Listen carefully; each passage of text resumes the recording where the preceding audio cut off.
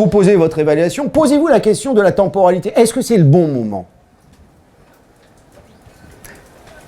Vous savez, je suis toujours très étonné, je sais pas, Pierre Merle le dit très bien, hein, sur la fameuse constante macabre. Bon, je ne vais pas vous refaire la retape là-dessus, vous direz ça bien mieux que moi, et je ne suis pas un spécialiste, encore une fois, je ne suis pas anti-bi, je ne vais pas faire du anti-bi. Mais il n'empêche que il y a des études très intéressantes qui montrent que quelque part, à un moment donné, les enseignants, quand ils posent la note, ils ont déjà la répartition gaussienne des élèves dans la tête.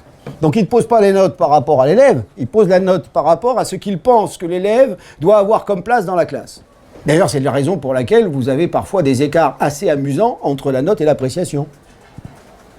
Pour m'être bouffé quelques bulletins scolaires, souvent je tirais l'oreille des profs en disant mais là vous mettez 2, et en même temps vous laissez supposer que... Oui mais bon, par rapport à la classe, par rapport à la classe, pourquoi 2? Ah ben parce qu'il est moins bon qu'un tel, mais je m'en fous moi. Je me moque, c'est pas le problème. Votre but, c'est pas de répartir les élèves de 0 à 20, ça c'est au CAPES, ça. Mais à l'examen, c'est pas ça.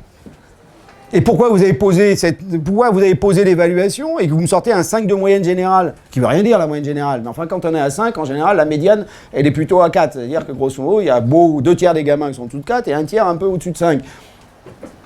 Et alors pourquoi vous avez évalué à ce moment-là, puisque vous faites la démonstration qu'ils ne connaissaient rien? Pourquoi vous n'avez pas continué? Ah ben oui, il faut changer... Dans le programme, il faut continuer. Et oui, oui.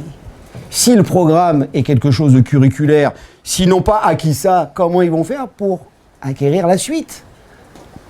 Ah oui, il n'est pas curriculaire. Parce que, en fait, c'est pas notre problème. Il est programmatique, le programme. C'est-à-dire, on fait comme ça. Et à un moment donné, on coupe, on cut. Ouais. Vous comprenez pourquoi on travaille sur la question de cycle au niveau du lycée maintenant, au collège? C'est qu'on ne cut pas maintenant. On cut, dans 3 ans on cut. Mais avant on ne cut pas. On travaille avec les élèves pour s'assurer que même ceux qui sont à la remorque, ils remontent le courant. Tout ça pour vous dire que cette question de l'évaluation, elle nous traverse professionnellement, elle nous traverse sur un plan éthique, elle nous traverse sur un plan professionnel et elle nous traverse sur un plan personnel. Parce que quelque part, à un moment donné, vous comprenez bien que si on en est arrivé là, à ce niveau-là, c'est que l'évaluation a pris une telle place dans le système que finalement, elle est devenue la norme du système. Alors j'avais une phrase un peu choc, je l'ai trouvée sur le scooter tout à l'heure, j'ai dit finalement, l'évaluation est à l'école ce que la cocaïne est au toxico, quoi. Donc maintenant, il faut soigner le toxico quand même, hein, parce qu'il faut soigner l'école. C'est-à-dire qu'à un moment donné, il faut arrêter de se fatiguer avec cette question de l'évaluation. On fait ce qu'on veut avec l'évaluation. Par contre, on ne fait pas ce qu'on veut avec la certification. Mais on essaie de faire en sorte, par l'évaluation, qu'au moment où on va certifier nos élèves, ils soient le plus nombreux possible à avoir acquis les compétences qu'on attendait. Ah, ça change complètement la donne, ça. Ça fait sauter plein de verrous, ça.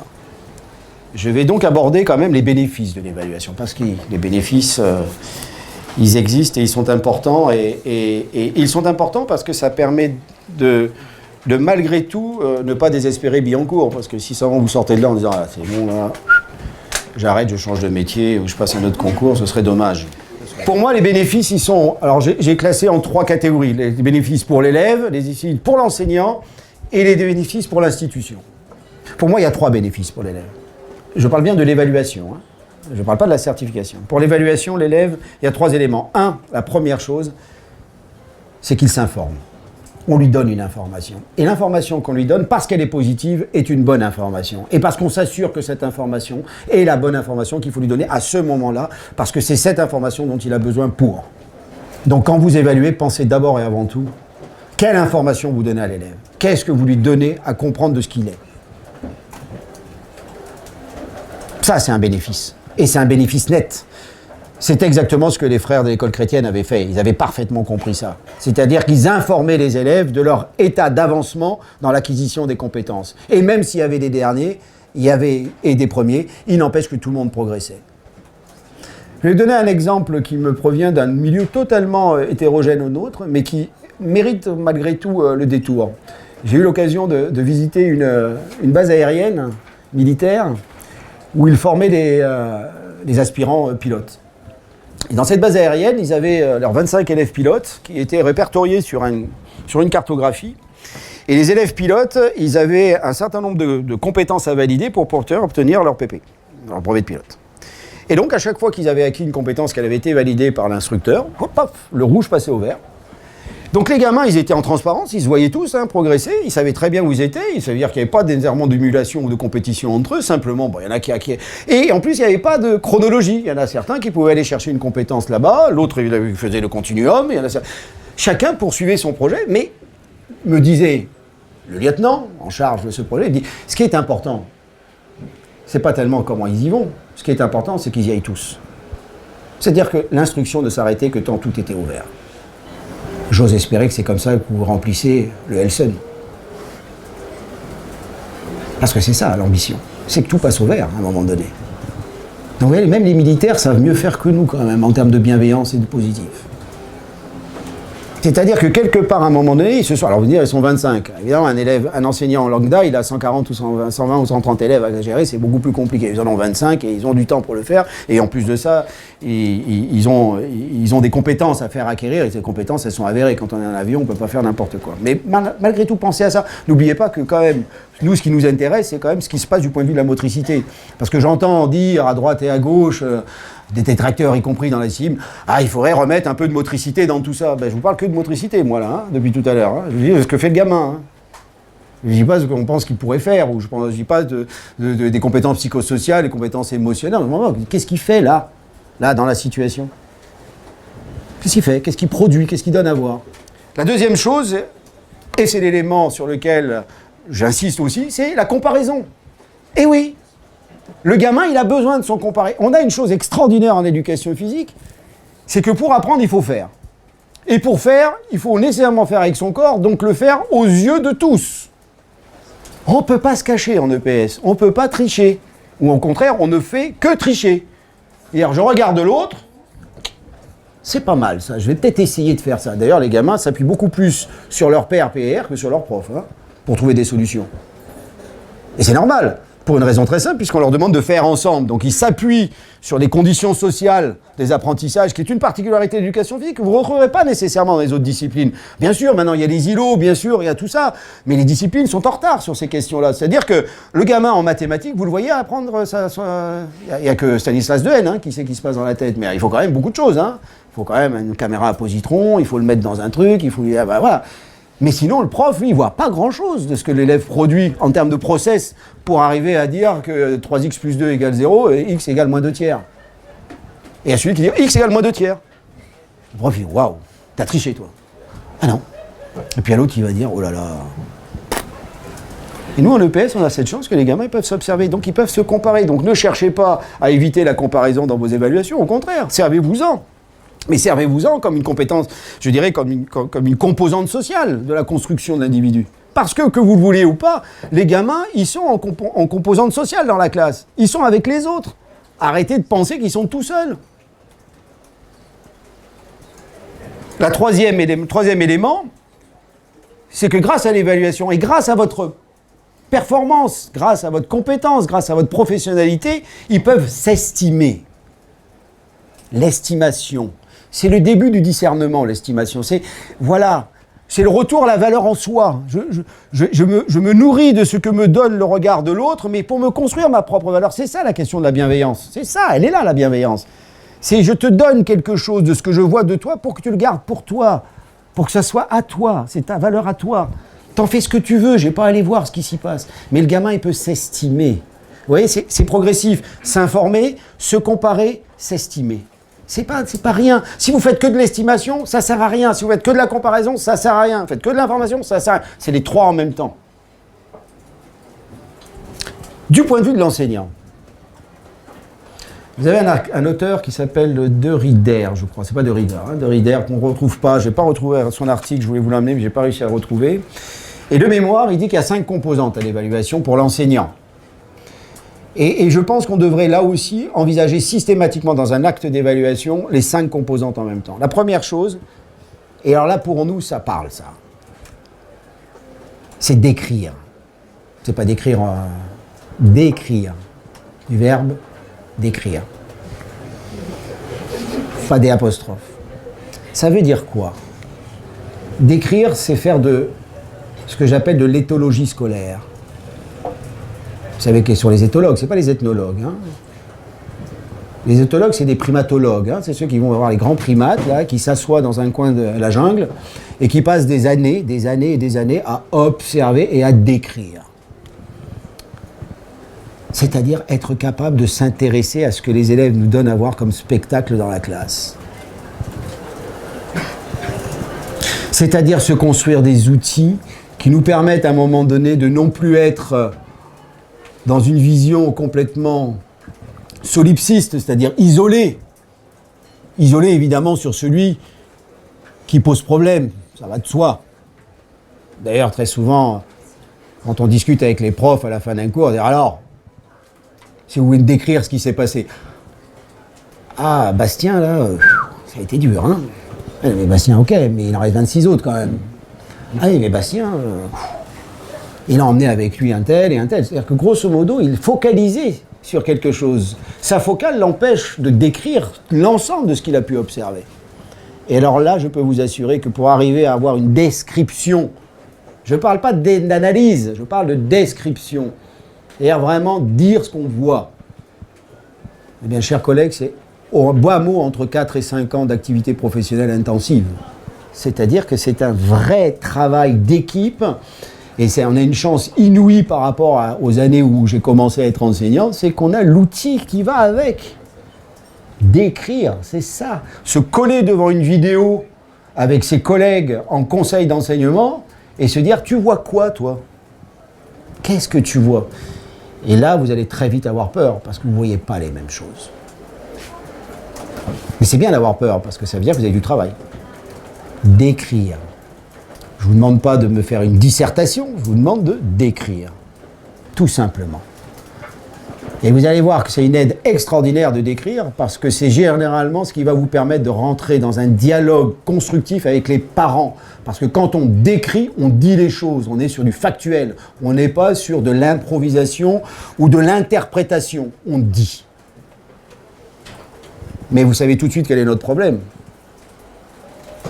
C'est que décrire un phénomène, notre vocabulaire est parfois limité pour le faire. On le voit bien d'ailleurs dans nos référentiels. On est coincé des fois.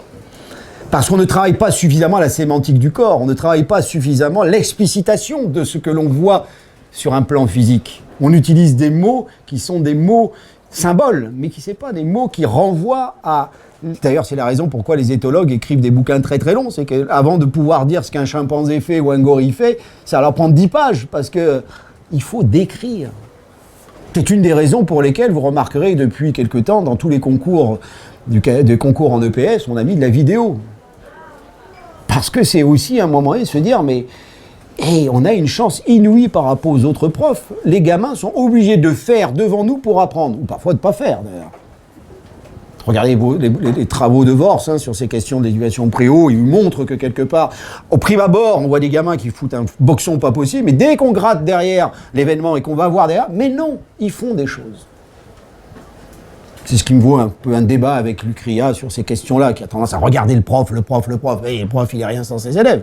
Qu'est-ce que vous voulez que je sois sans vous? Hein? Ça n'a aucun sens.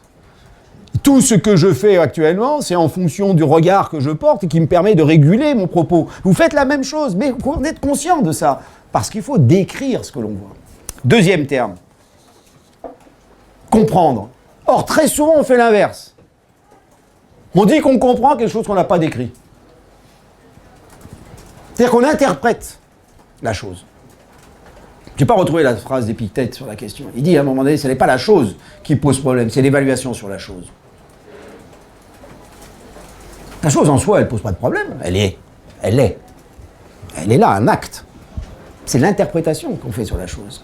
Mais si vous ne savez pas décrire, comment pouvez-vous comprendre quelque chose?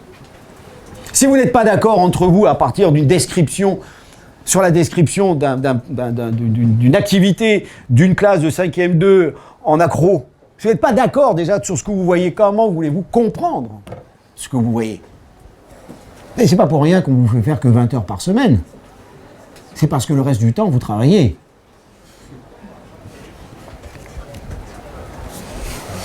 Troisième mot, prévoir. C'est articuler, décrire, comprendre, prévoir. Ben oui, C'est-à-dire qu'à maintenant que je sais de quoi je parle, je peux dire à l'élève vers quoi je l'emmène. Puisque je sais de quoi je parle. Je suis positif. J'ai une posture positiviste. Je sais de quoi je parle. Quatrième mot, communiquer. Ça veut dire que je dois trouver les mots pour le dire.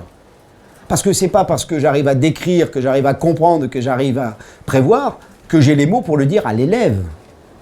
Parce que lui, il a son vocabulaire à lui.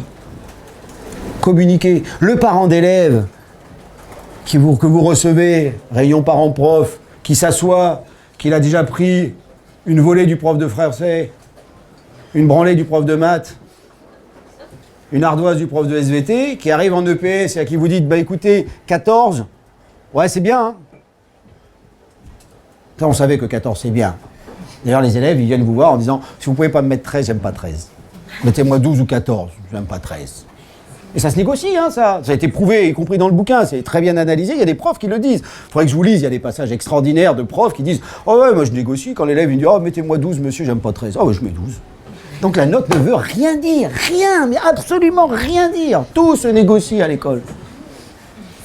Rien, ça ne veut rien dire. Et vous dites dans l'appréciation « C'est pas mal. » Communication, zéro. Le gars prof, le parent il fait « C'est ok, fin de 6e, vous me verrez plus. » Et en 3e, il y a le feu au lac avec le gamin, et le parent il dit « Halte au feu. » C'est bon.